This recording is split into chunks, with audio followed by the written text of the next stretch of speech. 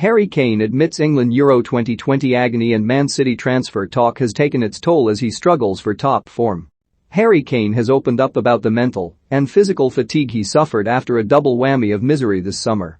The England captain has been struggling for goals at Tottenham since experiencing the heartache of a penalty shootout defeat to Italy in the Euro 2020 final and then his bungled attempt to force a move to Manchester City.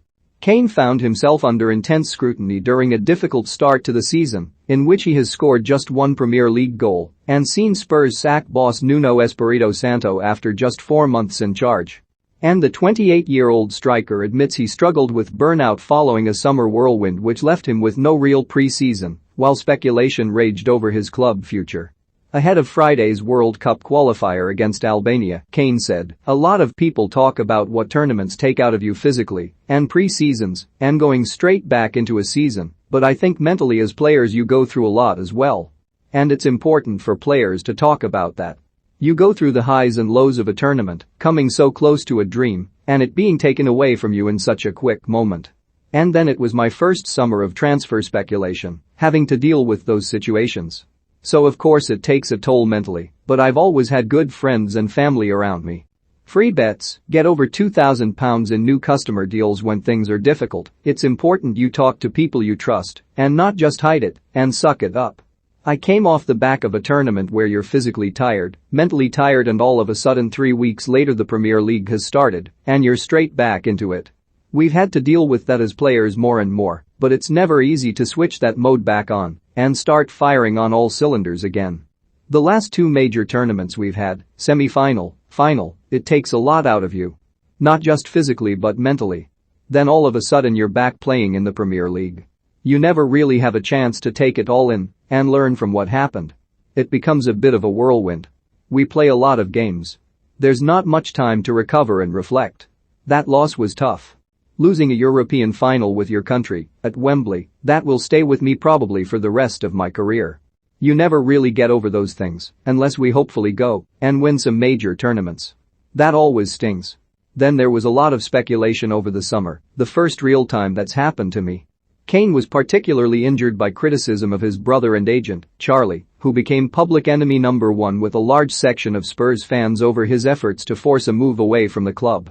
Whenever there is stuff written about your family, it's difficult to take, especially when negative. That's when families come together. The player publicly asked for a transfer, reported back late for pre-season training, but after a £100 million bid from City was turned down, Tottenham chairman Daniel Levy held firm, and the champions did not return. And Kane said, "Whenever there is stuff being written about your family, it's difficult to take, especially when it's stuff that's negative. But that's when families really come together. I'm very close to my brother and parents, my wife, her family, so there's plenty of people that I trust and am able to talk to. In the summer, there was a lot of stuff about my brother being my agent.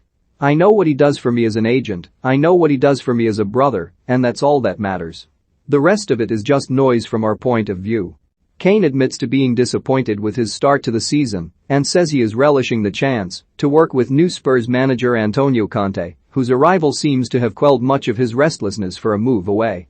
He said, "It's been a disappointing start personally and as a club. We all know there's a lot of work to be done there, but I know my form will come. There's plenty of games to go. We have a new manager and that will bring a new energy and spark to the team, so I'm looking forward to working with him and getting to know him." And the Three Lions skipper is adamant that he never regards himself as undroppable. He said, "My attitude has always been to fear for my place, for club or country. You should always feel there is somebody trying to take your spot. Every time you're not on the pitch, it's an opportunity for somebody else to take your place. If you get too comfortable and complacent, all of a sudden somebody takes your place and you are sitting on the bench wondering what happened." But Kane claims he suffered overly harsh criticism after he was substituted in the 1-1 World Cup qualifying draw against Hungary at Wembley last month. He added, "I guess from the media point of view, that game was a low point. But I had scored in 14 or 15 straight qualifiers for England, and it was the first game I had not done so. I want to score in every game, every minute I play. I guess, with the standards I've set over the last 7 years I've been playing for Tottenham and England, the consistency has always been there. It is the first time I've gone more than 3 games in the Premier League without scoring for a long time. That Hungary game we did not play well as a team, And sometimes you are at the forefront of that. But from an international point of view, it has been a great year, and if we can finish these 2 games strongly, that puts us through to the World Cup. Read our Football News Live blog for the very latest rumors, gossip and done deals.